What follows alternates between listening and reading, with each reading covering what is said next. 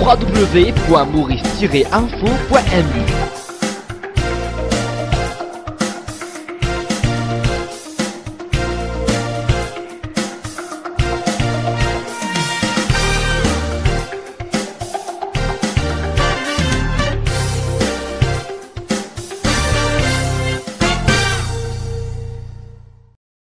Dr Siddharth Sharma, bonjour. Bonjour. Merci d'être invité cette semaine de l'Écho du mercredi. It's my pleasure. Vous êtes le Group Chief Executive Officer de Rosil Holding Limited, Rosil Transport, comme on dit, le bus rouge. Comment va Rosil Transport? Ça roule? EHT se porte très bien. Hein. Vous savez, nous avons sous le groupe 4 différents lines of business. Le plus connu, bien sûr, c'est RHT Bus Services, mais nous sommes aussi dans les investissements, nous sommes dans le property et nous sommes aussi dans le corporate venturing. 4 axes de business que nous avons maintenant dans le groupe. Mais c'est pas la vocation première de Rosil Transport. Il y a un beau demi-siècle maintenant, on peut dire. La société a fait 62 ans. Et le business model a évolué. Nous sommes restés dans nos métiers d'expertise, de transport. Nous avons branché dans des activités à valeur ajoutée. Par exemple, télématique. Nous sommes le pionnier à Maurice à travers Allen Communications Limited. Nous faisons la formation des chauffeurs à travers Advanced Institute of Motoring. Nous sommes aussi dans la gestion de flotte et le full maintenance leasing à travers Fleet Pro Services Limited. Et bien sûr, nous avions toujours été des investisseurs sur RHT Investments Limited, aujourd'hui investisseur de référence sur le stock exchange local. Et ensuite, nous avons aussi constitué un land bank et nous avons une compagnie qui est RHT Properties Limited qui s'occupe justement de fructifier nos actifs de terrain et de bâtiments. C'est pourquoi il y a ce mot holding là, parce que quand je regarde bien là, vous êtes dans tous les... Vous mettez un peu vos tentacules un peu partout. Non, tout à fait. La holding et la compagnie mère. Et nous sommes une entité qui est listée sur le Development and Enterprise Market.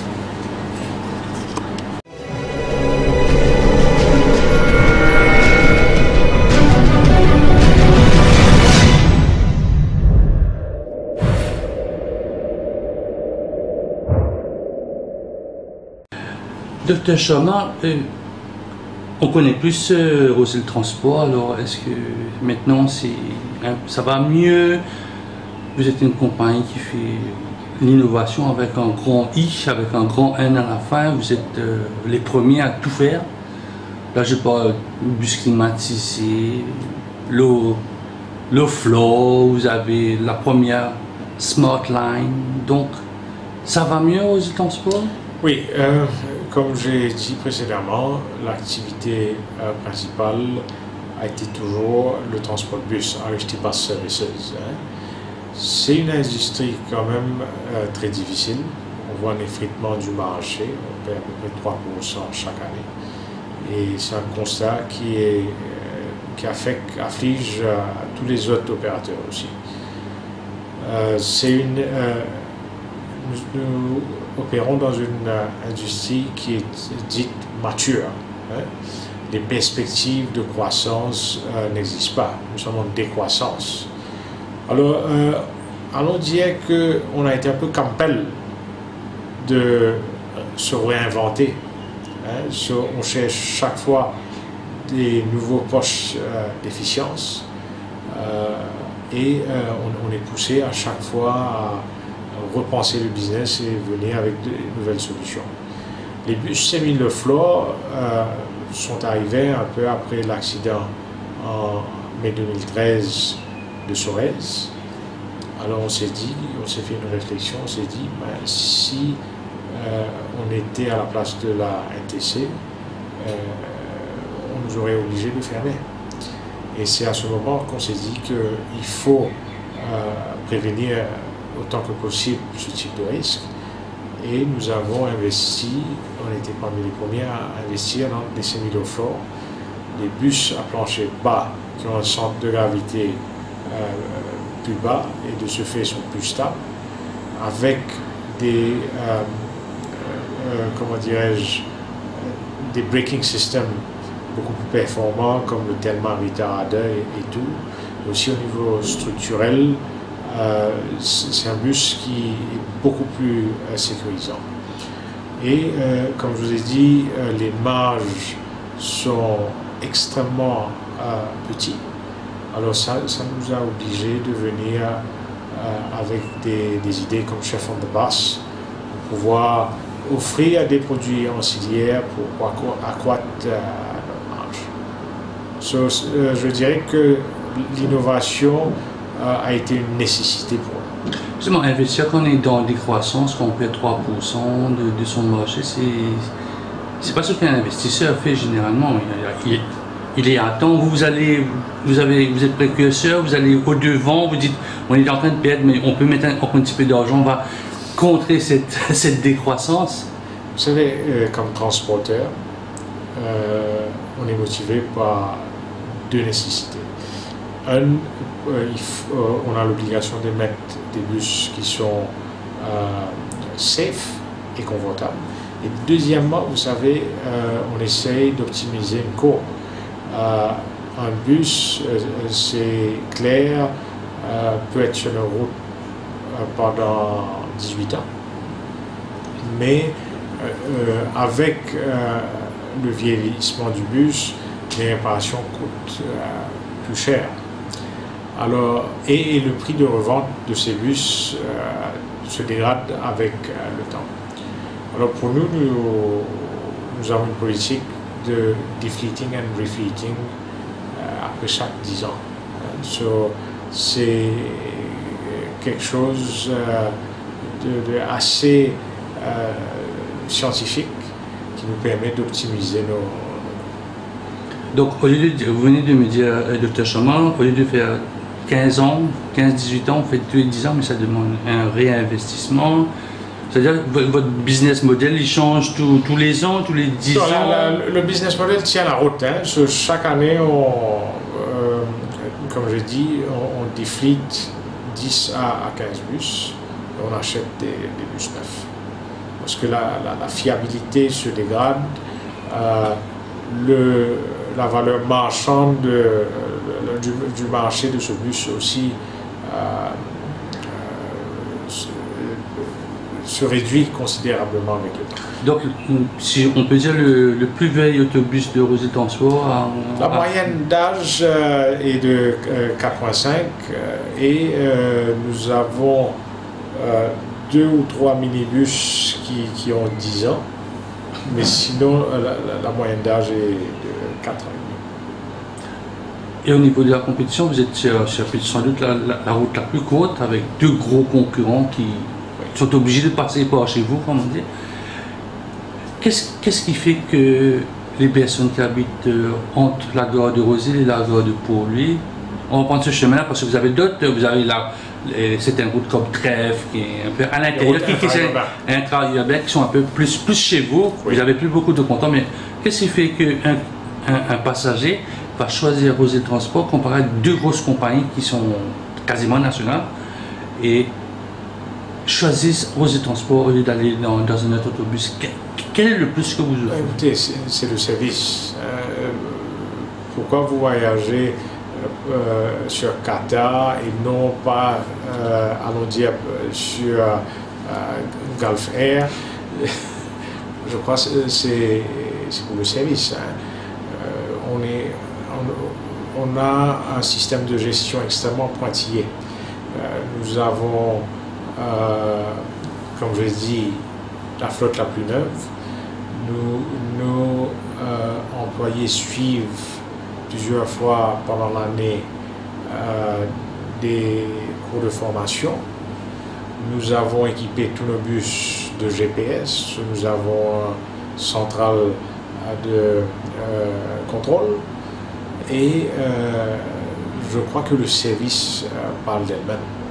Je crois que si vous demandez à nos passagers pourquoi ils sont restés fidèles avec nous, c'est parce qu'ils sont sûrs du produit acheté. La ponctualité aussi, c'est important dans le service du transport? Oui, la ponctualité est extrêmement importante, mais ça devient de plus en plus compliqué avec la congestion. Malheureusement, on n'a pas de contrôle. Et comme vous savez, chaque année, avec le parc automobile qui s'accroît de 20 000 véhicules, le commute devient plus long. Et c'est une des raisons principales pourquoi on a décidé d'investir à la base dans un double decker. Vous allez venir à cette question. Pour répondre justement au peak demand. Sur un bus, on a le double de la capacité d'un bus normal avec le double decker. Et voilà, on essaie de trouver... C'est quelque chose de nostalgique, ça, le retour du bus-étage, comme on l'appelle, moi, c'est parce que, bon, j'ai voyagé dans les bus-étages, comme double decker, comme vous dites. C'était nostalgique, ça, c'était un cours, vous avez fait... Quand vous avez fait votre étude, ça va attirer une certaine clientèle qui avait déjà pris ce genre de bus. Quand on parle des jeunes de maintenant, bon, c'est maintenant, c'est un fait. C'est nostalgique au départ, ça? Ça a été nostalgique pour les gens qui ont connu le bus à Maurice. Et comme vous savez, on était encore le premier à introduire ce bus. C'était connu comme le bus à l'impérial. Et nous avons vu, on voit toujours des gens qui voyagent par voiture, mais qui ont voulu de nouveau avoir l'expérience de voyager dans le bus étage. Et non, c'est clair que beaucoup de gens ont bien apprécié le retour du double decker. Est-ce que le deuxième est en projet, un troisième qui pourrait venir en projet, ou bien c'est... On a déposé une demande pour 2 autres double deckers, mais allons dire qu'avec le projet du métro, là on va attendre un peu plus pour connaître les contours de ce projet avant de renouveler notre flotte. C'est ce projet-là, donc vous êtes wait and see, c'est un peu ça? Oui, il faut comprendre comment sera le réseau du transport, et à ce moment-là, on va prendre des décisions, parce que quand même c'est un bus qui coûte plus cher. Mais sur le rendement, je vous ai entendu sur une radio, vous dites, bon, il y a eu quelques incidents avec le bus. Le rendement est très bon. Le rendement est très bon, parce que vous avez dit ça, à un certain moment, la journaliste ou le journaliste, que bon, le bus, 3 jours, il est resté dans le bus, vous avez vu une sorte de flottement dans votre caisse. Est-ce que ce bus-là est venu un truc le double decker est venu un truc majeur dans votre business? Non, dans nos opérations, non. Vous savez, c'est un seul double decker. Ça n'a pas un gros impact sur nos opérations.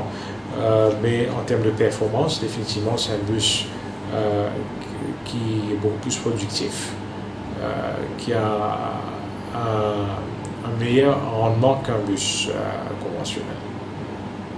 Dans le site, c'est-à-dire qu'il n'y a plus beaucoup de personnes, il y a moins d'employés pour gérer le bus? C'est le même nombre d'employés. Nous avons un chauffeur, un receveur, et nous avons le double du nombre de passagers qu'un single decker.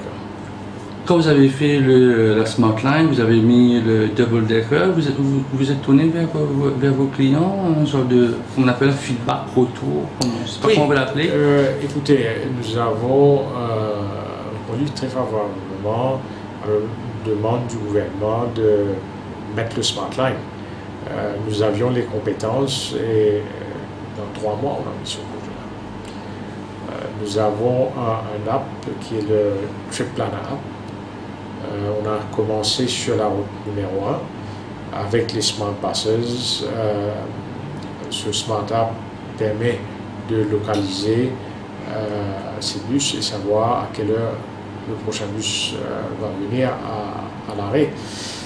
Et on essaie d'étendre maintenant le Trip Planner à tous les autres routes sur notre route. à l'époque que vous lanciez ce projet de Smart Line, vous avez parlé de notre projet un peu pour si les personnes étaient intéressées de venir prendre cette ligne-là. Il y avait un petit réseau intra-urbain pour qu'il ne marche pas trop, parce que c'était sur la route royale, c'était pas accessible pour les personnes qui étaient, je sais pas, ma trèfle. Saint-Patrick, où en est ce projet-là? Écoutez, l'idée à la base, c'était de faire le Smart Line l'épine dorsale de notre région. Et éventuellement d'avoir des bus feeder qui alimenteraient ce main line des localités comme Trèfle, Présence, Rochebrune, Coromandel. Malheureusement, avec le projet métro, c'est plus d'actualité. Hein. Mais je crois que on est très upbeat avec ce projet métro. On pense que ça va permettre justement à donner plus de valeur ajoutée à tous nos passagers, un meilleur service. Pourquoi vous avez peur de ça? Je ne voulais pas parler de ce projet, mais ça vient beaucoup d'un... Vous étiez sur une radio privée il y a quelques jours. Pourquoi ça vous fait peur? Non, je n'ai jamais dit que ce projet me fait peur. J'ai dit que ce projet permettrait à remonter le transport public. Vous savez, nous transportons l'industrie, 400 000 personnes par jour. C'est une épine dorsale de l'économie, mais qui est très peu valorisée. Et aujourd'hui, comme je vous ai dit, on voit de plus en plus les gens bouger vers les deux roues des voitures. Et avec la congestion, le trip time des bus aussi diminue. C'est un spirale qui malheureusement est en train d'affecter l'industrie dans sa globalité. Donc, je pense qu'avec le projet métro, ça nous donne la possibilité de repenser au transport public, de pouvoir d'envisager un transport vert, hein, et la possibilité d'encourager les gens à revenir sur le système de transport public, c'est-à-dire métro, bus, taxi. Globalement, je suis très positif.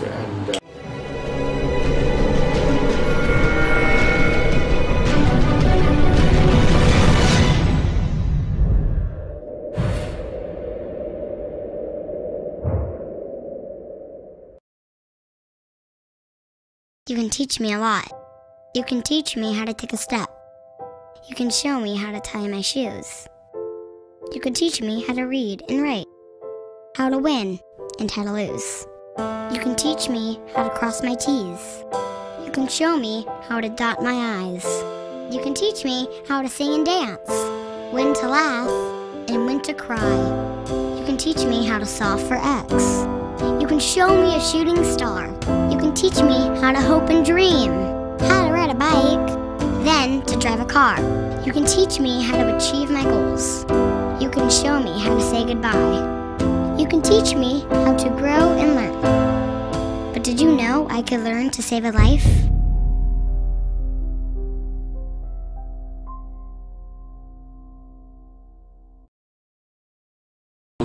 Donc, est-ce qu'on pourrait dire que sur votre table là, les esquisses pour le plan métro léger au niveau du RHT Holding est en train de se faire pour regarder, bon, on sait où on en est, mais au cas que ça va passer par chez vous, on connaît un peu le tracé est connu. Vous êtes en train de travailler un truc un peu plus écologique, on avait parlé de bus verts, et tout ce qui peut se faire en intra-urbain dans vos bassins arrosés, dans les quartiers. Écoutez, nous sommes une compagnie extrêmement proactive. On a déjà commencé à travailler sur un business plan. Mais avant ça, il faut qu'on attend voir justement le design final du métro, comprendre exactement où se situeront ces arrêts. Et là, on pourra se prononcer sur ce business plan. Mais comme vous savez, le bus en lui-même est moins polluant que la voiture. Quand vous voyez l'émission de carbone par passager, quelqu'un qui prend le bus, pour transporter cette personne d'un point A pour aller à point B, c'est 4 fois moins qu'une voiture conventionnelle. Et nous voulons, c'est notre rêve de pouvoir introduire des bus électriques qui n'émettraient pas d'émissions. Je pense qu'il y a des bus qui s'apprêteraient très bien, surtout pour un réseau de métro, de FIDA, des bus plus petits que nous avons, de 15 places, et qui feraient un service quasiment un door-to-door pour prendre les gens, pour les emmener à ces stations de métro.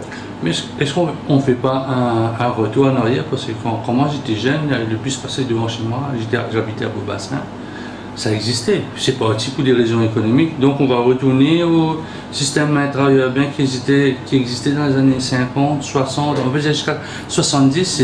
Vous référez au Tip-Top, c'est le concurrent, mais vous aussi vous les faites, vous passez dans les rues de Coromandel ou dans les rues de Saint. C'est clair, je pense, vous savez, c'est une légitimité tout à fait normale avec le développement économique. Chacun aspire à mieux. Si vous avez voyagé par bus, vous voulez aller sur la motocyclette. Si vous avez une voiture de seconde main, vous voulez acheter une voiture neuve. Mais aujourd'hui, ce qu'on est en train de voir, quand vous regardez le flux du trafic de Phoenix pour aller à Port-Louis, à peu près 80% des voitures qui n'ont qu'un seul passager à bord. Ça vous fait réfléchir, ça? Et ça, c'est un gaspillage de ressources. Comme transporteur, on n'est pas contre le car ownership, mais je pense qu'il faut réfléchir comment utiliser sa voiture, surtout aux heures de pointe.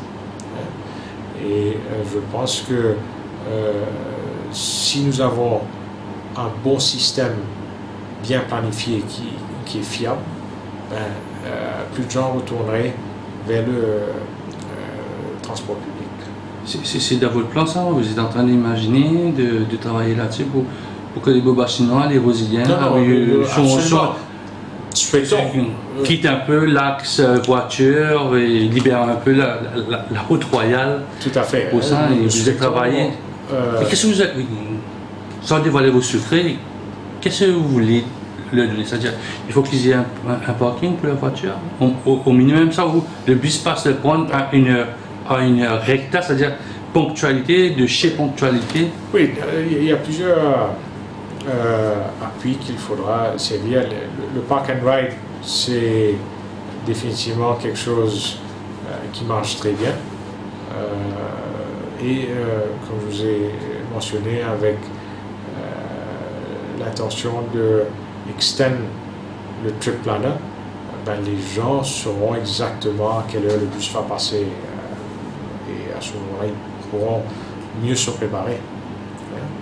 Extension des heures aussi, parce qu'on sait que quand vous regardez, vous êtes peut-être, je sais que le dernier bus de Saint-Patrick, il est autour de 8 heures, avec le monde du travail, où on ne va plus là pour travailler parce qu'on n'a pas du travail dans son endroit. L'extension des heures aussi, c'est dans le plan? Non, c'est possible. Aujourd'hui, on ne le fait pas parce que c'est difficile de rentabiliser. Mais on peut envisager une stratégie qui est demand-driven. On peut à ce moment avoir des bus par rapport à la demande. S'il y a un certain seuil qui est franchi, là on peut se dire, allons mettre un bus à une heure pour prendre ces gens-là. C'est tout à fait faisable. vous avez dit en introduction, vous avez d'autres sociétés, dont celle de voir un peu ce que les vendeurs font, on appelle ça l'Island Communication. Alors vous êtes satisfait des nouveaux produits que vous avez mis sur le marché? Le GPS, le tracking. ICL a été la pionnière. Aujourd'hui, nous avons plus de 300 corporates. On gère plus de 3800 véhicules. Nous avons des compagnies qui font partie du top 100 qui servent de notre service. Et aujourd'hui, nous exportons ce savoir-faire à l'étranger. ICL s'est établi au Zambie et nous avons plusieurs clients aussi au Zambie. C'est un success story pour le groupe. Et vous envisagez de faire venir d'autres produits un peu plus raffinés ou un peu plus standard pour les PME? On dit que les PME aussi voudraient rentrer de ça, mais... Aujourd'hui, les gens qui ont une flotte de véhicules, on va dire moins de 10 aussi, vont trouver que le prix proposé est extrêmement abordable. Les coûts ont baissé. 18 ans de cela qu'on a acheté le GPS, ça coûtait à peu près 8 fois plus cher que c'est maintenant. Les prix ont bien tombé, c'est une technologie à la portée même des PME.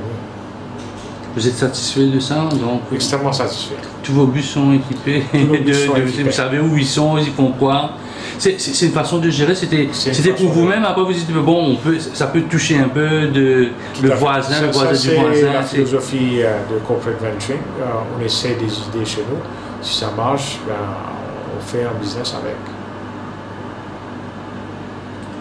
Quels sont un peu les grands axes pour cette année, on dira 2017-2018? L'axe principal maintenant, c'est de se repositionner par rapport au métro. Il n'y a pas d'autre priorité que ça. Parce que vous savez, avec l'introduction du métro, 90% de notre chiffre d'affaires va augmenter. Là, on parle de plein de choses, on arrive à 90%, c'est charmant, on parle. Je crois, j'ai dit impacté. Impacté. Vous dites impacté, pour vous, qu'est-ce que ça veut dire? Impacté veut dire que ça va demander de trouver une nouvelle direction. Moi, j'ai garanti à mes employés qu'ils ne vont pas perdre l'emploi. Et nous réfléchissons justement comment mettre un réseau feeder sur place. Je pense un réseau feeder où on va pouvoir s'arrêter plus fréquemment et de ce fait donner un meilleur service first and last mile. On aura peut-être besoin de plus. Il y a peut-être une opportunité de croissance dans ce scénario, mais il faudra réinventer notre métier d'une manière assez fondamentale. C'est-à-dire, quand vous dites un métier fondamental là... Il faudra travailler dans un mode multimodal. Il faudra travailler en conjonction avec le métro. Il faudra que le départ des feeders doit être synchronisé avec l'arrivée du métro à chaque station. Ça va demander une logistique bien différente qu'on a sur place. Donc, mais vous êtes en train d'y réfléchir ou c'est qu'on dit, vous êtes en train de wait and see, même toujours wait and see? Non, on travaille déjà. Je vous ai dit, on est proactif. Je vous ai dit qu'on réfléchit toujours, mais on sera fixé uniquement quand on aura le design, on saura exactement où se situent ces gars. Là, du moment qu'on sait où seront ces park and ride facilities, c'est là qu'on pourra vraiment travailler sur un plan de travail. Mais les capitaines de l'industrie, c'est-à-dire vos concurrents, vous êtes en train de travailler ensemble ou c'est encore chacun dans son petit coin? Non, je ne sais pas. Comme je vous ai dit, nous sommes Mais c'est toute l'industrie qui va, c'est pas que vous pour le moment. Là. Donc pour le moment, il n'y a pas de rencontre, officielle, de concertation pour regarder si vous avez un stand. Peut-être qu'il y aura une concertation une fois que on aura le plan du gouvernement. Pour le moment, on fait notre homework et je suis sûr qu'on va se rencontrer avec la UBS parce que c'est uniquement nous deux qui sont concernés sur la première phase du projet. C'est ça qui vous fait peur, cette première phase-là? Non, ça ne nous fait pas peur. Nous voyons des opportunités. Okay. Moi, je suis de nature optimiste et positive, and forward-looking. C'est le fil conducteur de votre vie, ça? C'est ce que vous venez me dire là? Tout à fait. Tout à fait. Vous savez, la seule certitude, c'est le changement. C'est très politique, ça, hein? C'est une phrase très politique. Non, c'est pas politique, c'est philosophique. Quelle différence que vous faites entre ça? C'est-à-dire que vous êtes philosophe? Les choses sont appelées à évoluer constamment. Hein? Vous savez, la manière, la technologie est en train de bouger. So, if you don't disrupt, you're going to be disrupted. C'est pourquoi vous avez... les temps où vous aviez un business model et vous faisiez le même métier sans changer rien pendant une trentaine ou quarantaine d'années. Maintenant, si vous n'êtes pas efficient, si vous n'offrez pas quelque chose de meilleur, vous êtes puni par le marché. On parle de technologie, donc l'effet d'avoir introduit le Wi-Fi, vous êtes satisfait? Non, nous sommes extrêmement satisfaits. Vous savez, la personne, quand il est dans le bus, c'est un temps qui n'est pas productif. Mais avec l'introduction du Wi-Fi, beaucoup de gens s'en servent pour m'envoyer des emails, pour travailler, même pour s'informer. On est extrêmement content, happy, et je pense qu'on a fait ça peut-être avant beaucoup de compagnies, même en Europe, hein, depuis qu'on a lancé le Wi-Fi en 2010. Est-ce que ça vous permet de vendre vos services comme Fleet Pro, MyChauffeur, DoTimeU? Est-ce que ça vous permet, vous mettez de la pub, on pourrait dire, est-ce qu'on doit traverser par une page spécifique pour rentrer dans le Wi-Fi, c'est-à-dire connaître un peu vos services? Donc, on fait un peu de publicité pour nos compagnies subsidiaires, mais nous avons d'autres compagnies aussi qui font leur pub. Je veux dire, si je prends mon smartphone, je me connecte, je rentre dans un bus qui est équipé avec Wi-Fi. Quand je me connecte, est-ce que ça passe directement sur votre page? Je ne dois pas transiter par votre page? Ou il faut que je peux aller sur n'importe quel site? C'est open? Je fais ce que non, c'est open. C'est open, mais... nous avons ce qu'on appelle un splash page. Et là, parfois, nous avons des sponsors. Vous avez la pub du sponsor. Donc vous faites du revenu aussi par rapport à... J'essaie de faire un peu de revenu sur ça, oui. Dr. Sharma, merci beaucoup. C'est my pleasure.